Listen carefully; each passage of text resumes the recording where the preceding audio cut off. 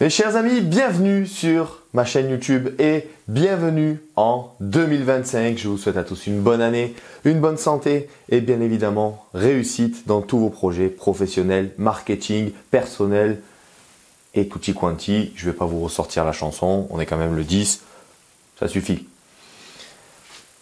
Pour 2025, c'est maintenant ou jamais que vous deviez construire une stratégie qui fonctionne. Elle doit démarrer maintenant. En fait, elle aurait même dû démarrer il y a un mois. Mais ça, on va dire que c'est pour les retardataires. Comment construire une stratégie simple et efficace pour 2025? C'est facile. Il suffit juste d'être smart. Et des objectifs smart, c'est des objectifs spécifiques, mesurables, atteignables, réalistes et temporel. Smart. Vous avez vu un peu si c'est smart? Et pour cela, 2025 et toutes les avancées technologiques nous donnent des outils dont je suis sûr vous n'avez même pas idée pour la plupart. Mais ça, on va y remédier avec cette vidéo.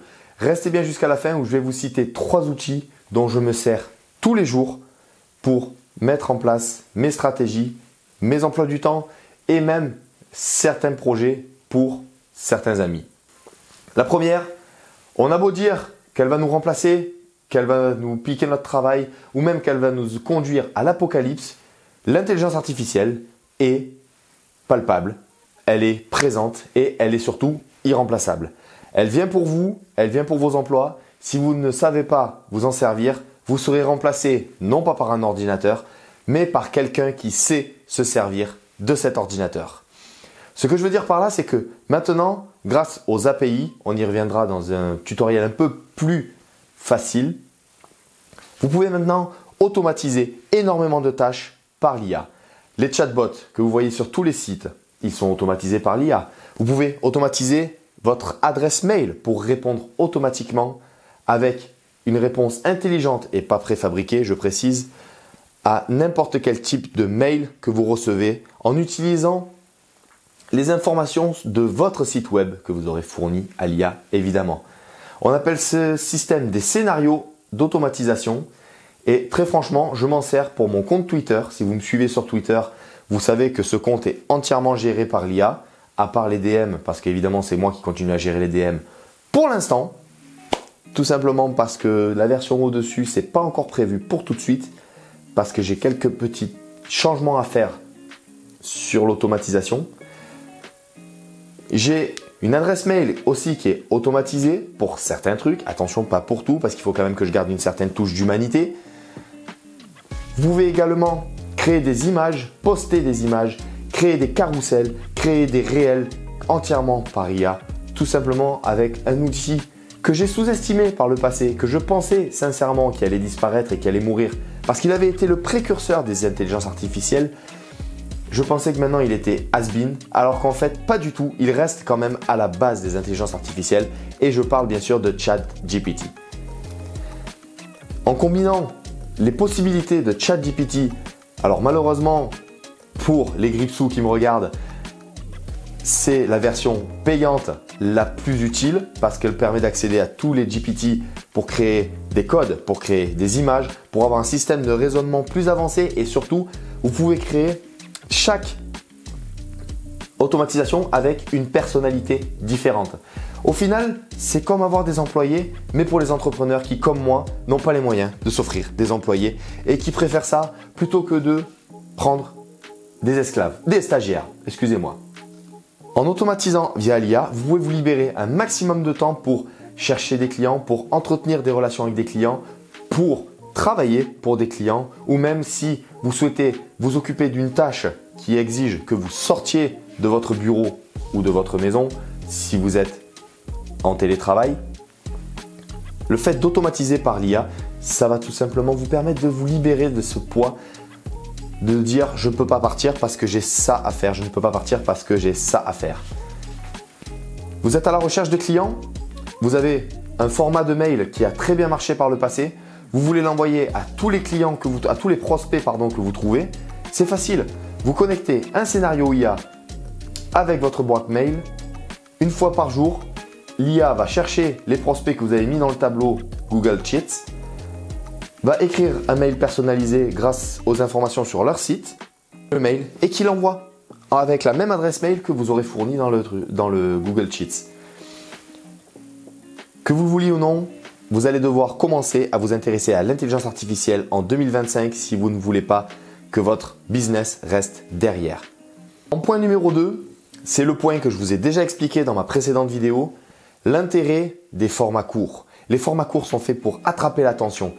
Évidemment, selon le secteur d'activité, vous allez me dire « Mais Romain, ça ne me sert à rien, moi je suis plombier, pourquoi est-ce que j'irai faire des vidéos sur TikTok alors que je ne vends pas de formation en ligne ?» Oui, mais c'est là toute la différence. C'est que chaque plateforme a ses intérêts.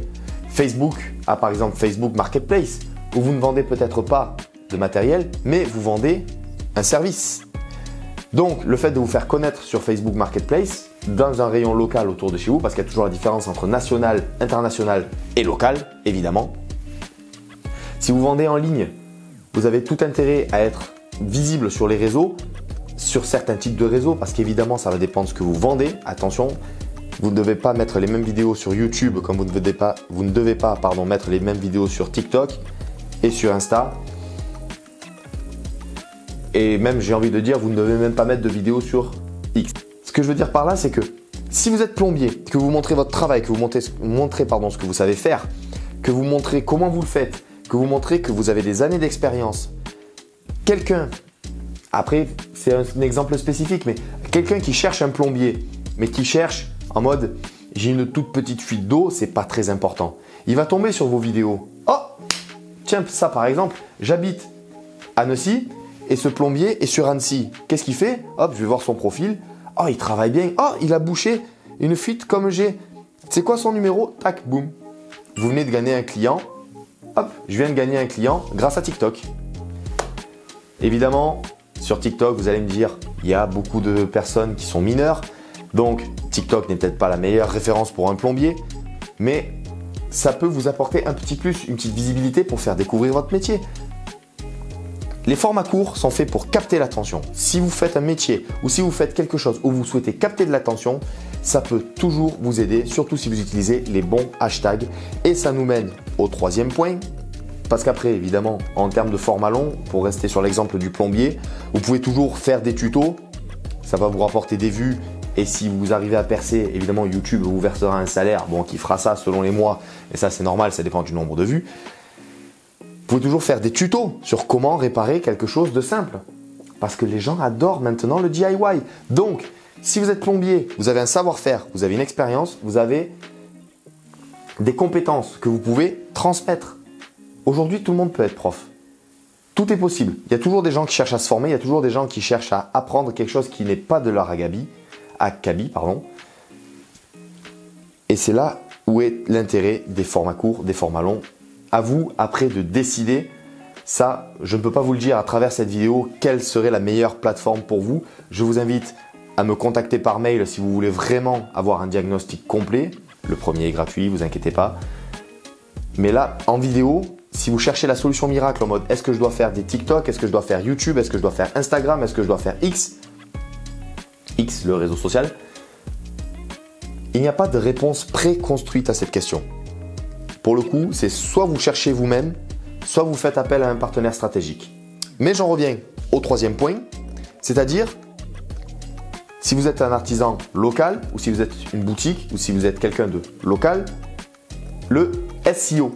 Qu'est-ce que le SEO? Attention au terme anglais en approche. Search Engine Optimization, ou en gros optimisation des moteurs de recherche. Optimisation des moteurs de recherche, OMR en français.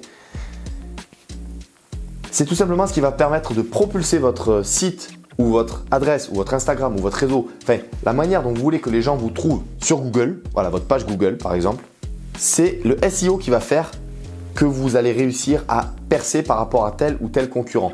Je vous dis une bêtise, on reprend l'exemple du plombier. Steve le plombier, il habite à Annecy.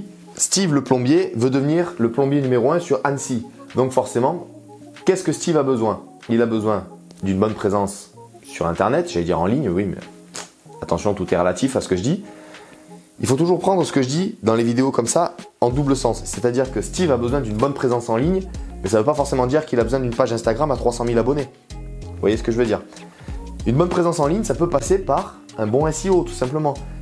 Parce que quelle est la première chose que les gens recherchent, par exemple, quand ils veulent un plombier?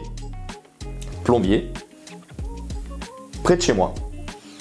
Tout simplement. Déjà, si vous arrivez à bien vous placer sur ces deux mots-clés, qui sont évidemment les mots-clés les plus cherchés, vous allez pouvoir un petit peu monter. Mais évidemment, la concurrence est rude. Donc, il existe bien évidemment plein de systèmes pour que Steve puisse monter dans les affiches, dans les recherches, en misant sur des points clés spécifiques. Pour ça, dans la page business ou dans la page Instagram, il va falloir par exemple faire une vidéo en utilisant le hashtag combler une fuite. Hashtag combler une fuite. Voilà. Au début, sur les réseaux sociaux, c'est un mot-clé c'est un hashtag qui va pas vous rapporter beaucoup de vues, qui va pas vous rapporter beaucoup de visibilité. Mais par contre, le fait de l'avoir sur une page en ligne, ça va vous mettre en avant sur Google. Et donc, quand quelqu'un va chercher,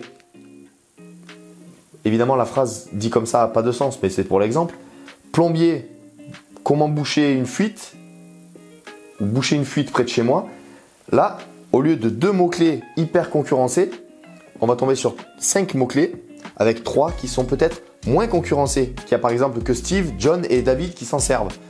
Dans ce cas-là, c'est Steve, John, allez on va dire David, John, Steve qui vont sortir en premier. David a des très mauvais avis sur Google, donc on va passer à Steve. John, j'ai dit en deuxième, qui lui a des moyens avis. Par contre, John, lui, il vient de se faire connaître, il a moins d'avis, mais il a plus d'étoiles. Donc, vu que les gens veulent un service de qualité, ils vont se tourner vers John. Et c'est là que vous vous rendez compte que le SEO a pris beaucoup d'importance. C'est une vidéo un peu longue et un petit peu, on va dire, compliquée. Mais il fallait bien que j'accentue les termes un peu techniques sur chaque point pour que vous puissiez comprendre un petit peu le point de vue. Après, là c'est la partie évidemment technique. Je peux vous faire des tutoriels un petit peu plus simples. D'ailleurs, c'est en prévision, ça va arriver sur la chaîne. Ne vous inquiétez pas. Mais là pour l'instant, c'est plus une présentation de ce que vous pouvez faire en 2025. Donc résumé. En 2025, qu'est-ce que vous pouvez faire? Il faut une technique SMART, c'est-à-dire spécifique, mesurable, atteignable, réaliste et temporelle. S-M-A-R-T. SMART. Pas les petites voitures, attention. Boostez votre présence en ligne au moyen de formats courts pour capter l'attention ou au moyen de formats longs si vous voulez instruire, si vous voulez apprendre, si vous voulez éduquer les gens à telle ou telle fonction. Les formats courts, si vous souhaitez attirer plus sur un site extérieur, si vous souhaitez vendre, si vous êtes un e-commerce ou si vous êtes tout simplement un commerce ou si vous êtes un influenceur qui veut aussi se faire connaître sur les réseaux sociaux, forcément, il faut une présence en ligne. Si vous n'avez pas de présence en ligne, vous n'êtes pas influenceur.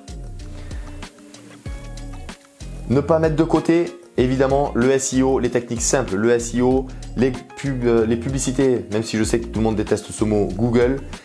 Les Google Ads, c'est un excellent moyen aussi, selon le budget de la personne, pour se mettre en avant. Vous voyez les petits logos avec marqué sponsorisé, ceux-là, c'est des Google Ads. Évidemment, après, les mettre en place, c'est bien. Les mettre en place, c'est bien. Mais par contre, le fait qu'elles soient efficaces, c'est encore autre chose. Donc, ça, et surtout ne pas négliger l'intelligence artificielle. Je vous l'avais promis à la fin de cette vidéo de vous donner les 3 outils dont je me sers le plus sur Internet pour ma vie de tous les jours, mon business, ma vie personnelle, ma vie professionnelle et même pour, on va dire, les loisirs récréatifs. En termes d'intelligence artificielle, il y a forcément le seul et l'unique, celui que je pensais sincèrement qu'il allait décliner et disparaître, ChatGPT, avec toutes ses possibilités, la possibilité de créer des GPT pour correspondre à vos besoins, pour correspondre à vos objectifs ou même pour créer des choses de manière plus structurée comme si c'était carrément une mini version de votre cerveau. Avec ChatGPT, vous avez un site qui s'appelle make.com qui permet de créer des automatisations. On y reviendra dans une prochaine vidéo. Et très honnêtement, je m'en sers tout le temps parce qu'en fait, il y a toujours des choses à modifier, il y a toujours des choses à créer, il y a toujours des choses à faire avec l'IA. Ça, je suis désolé, je l'ai dit, je l'ai redit, je l'ai redit, mais c'est obligé.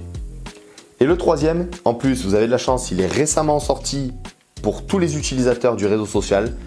Pensez ce que vous voulez d'Elon Musk et de Twitter, mais en attendant, combiné avec ChatGPT et avec Make.com, si vous utilisez Grok, l'intelligence artificielle de Twitter, là, on parle vraiment d'un trio gagnant. C'est-à-dire que si vous arrivez à combiner les trois ensemble, vous pouvez atteindre des objectifs qui semblaient inatteignables avec l'intelligence artificielle. Parce que ça demandait des années d'expérience, ça demandait des années d'études, ça demande des choses maintenant qui sont accessibles d'un claquement de doigts.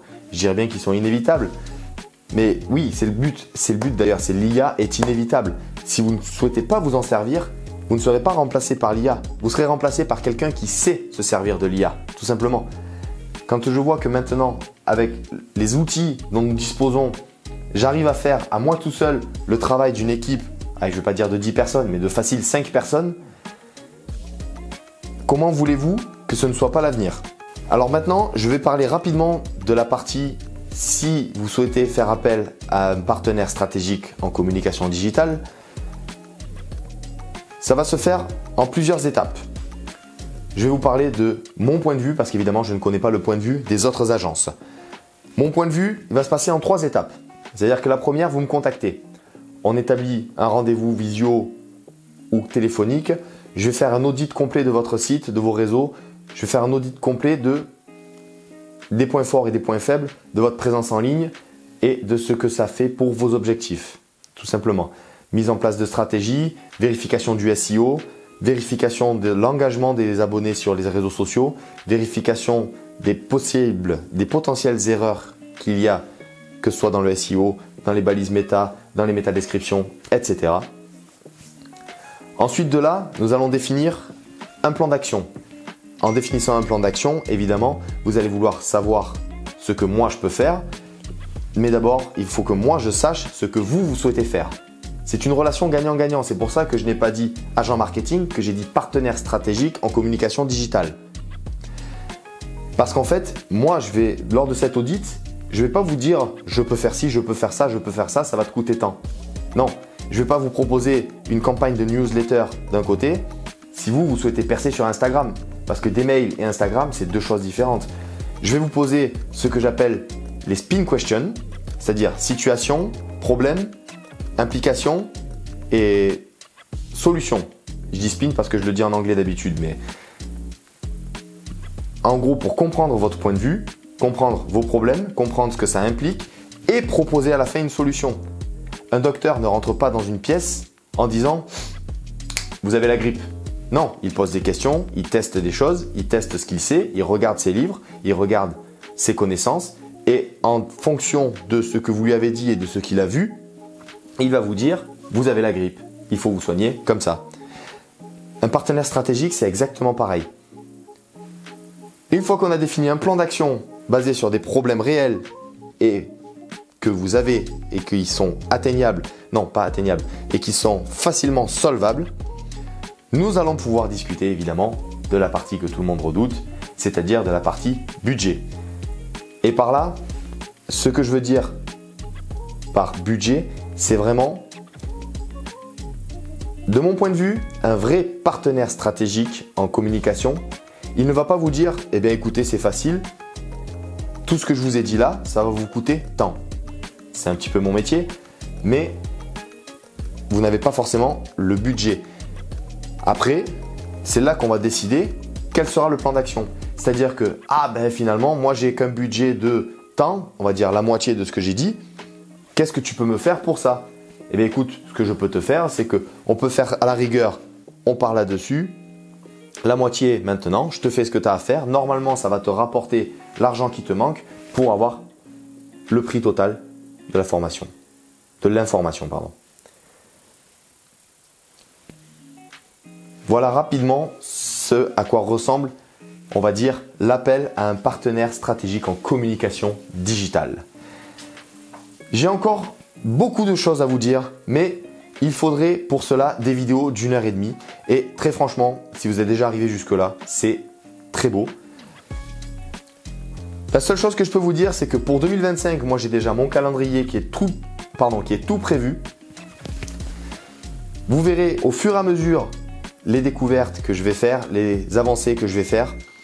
et vous allez surtout vous rendre compte d'à quel point 2025, se servir des outils disponibles pour faire monter un business, c'est simple. Aujourd'hui, on vous demande toujours, avant de se lancer dans un business, tout le monde vous demande, mais est-ce que c'est le bon moment? Je vais répondre ce que répondront tous les gens qui se sont lancés, tous les gens que vous voyez à la télé, tous les gourous, tout ça. C'est la seule chose qu'ils vous diront qui sera vraie. Le moment pour se lancer, ah, tu viens de le rater. Ah, tu veux savoir l'autre bon moment pour se lancer? Ah, tu viens de le rater à nouveau. Le moment pour se lancer, c'est maintenant. Et avec tous les outils possibles et tous les outils annoncés pour 2025, laissez-moi vous dire une seule chose. Il n'y a pas de meilleur moment pour se lancer qu'en 2025. Et vous pourrez toujours compter sur des partenaires stratégiques pour vous aider à avancer dans vos projets, pour mettre en avant vos projets. Je le dis et je le répète, de mon point de vue, un vrai partenaire, c'est quelqu'un qui va mettre vos projets en avant et pas quelqu'un qui va essayer de vous vendre une formation ou une course toute prédéfinie. Les amis, pour développer le sujet de l'intelligence artificielle, la prochaine vidéo, je pense, portera plus sur l'automatisation par l'IA et je vous montrerai petit à petit, pas à pas, ce que je veux dire par automatisation et je vous montrerai ceci avec le scénario que j'ai créé pour automatiser la prospection par mail. En attendant, je vous dis, restez connectés et à très bientôt pour une nouvelle vidéo.